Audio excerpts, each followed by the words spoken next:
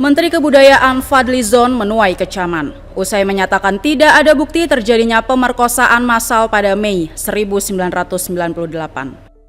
Atas pernyataannya tersebut, Komisi 10 DPR RI pun memastikan akan memanggil sang menteri untuk klarifikasi.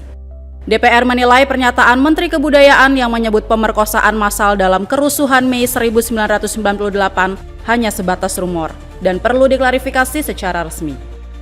Komisi 10 DPR memandang perlu meminta penjelasan lebih lanjut terkait pernyataannya tersebut.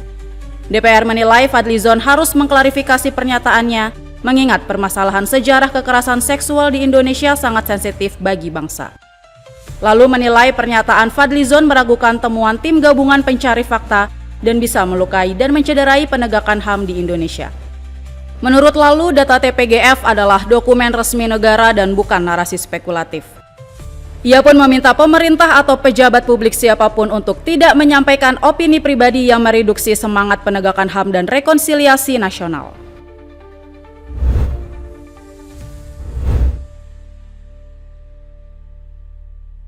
Pemerintah Provinsi DKI Jakarta mengaku diminta pihak perusahaan swasta untuk membuat aturan bagi karyawan swasta menggunakan transportasi umum setiap hari Rabu. Permintaan ini pun kini tengah dikaji oleh pemerintah Provinsi DKI Jakarta. Sebelumnya, Gubernur DKI Jakarta, Pramono Anung sudah membuat kebijakan terkait kewajiban bagi ASN DKI menggunakan transportasi umum setiap hari Rabu. Pemprov DKI mengklaim penggunaan transportasi umum di Jakarta meningkat setelah peluncuran beberapa rute baru untuk Trans Jabodetabek. Sebelumnya, Gubernur Pramono mewajibkan seluruh aparatur sipil negara di lingkungan Pemprov Jakarta untuk menggunakan transportasi umum setiap hari Rabu. Sebagai bentuk dukungan terhadap kebijakan ini, Pemprov Jakarta memberikan fasilitas transportasi umum gratis bagi ASN setiap hari Rabu. Kebijakan ini berlaku untuk seluruh moda transportasi publik seperti Transjakarta, MRT, dan LRT.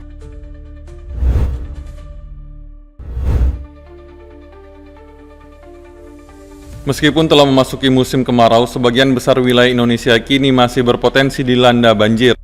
Ancaman banjir bahkan masih berpeluang terjadi hingga 10 hari terakhir bulan Juni 2025. Badan Meteorologi, Klimatologi, dan Geofisika atau BMKG melalui unggahan resminya yang memastikan sebagian besar wilayah Indonesia masih mengalami musim penghujan. Selebihnya baru sekitar 19% wilayah yang sudah dipastikan memasuki musim kemarau. Seiring dengan perakiraan daerah mana saja yang berpotensi mengalami banjir, BMKG juga memberikan imbauan untuk masyarakat. Masyarakat diimbau agar mengambil tindakan preventif seperti memastikan adanya drainase untuk menjaga kebersihan lingkungan. Wilayah yang masih akan mengalami curah hujan tinggi dengan level waspada diantaranya beberapa kabupaten kota di Sumatera Selatan, Jawa Barat, dan Jawa Tengah, Kalimantan Selatan hingga seluruh Pulau Sulawesi. Sementara itu, beberapa kabupaten kota di Provinsi Sulawesi Barat, Sulawesi Selatan, Maluku, dan Papua Barat berada pada level siaga, serta level awas untuk beberapa kabupaten kota di Provinsi Maluku dan Sulawesi Selatan.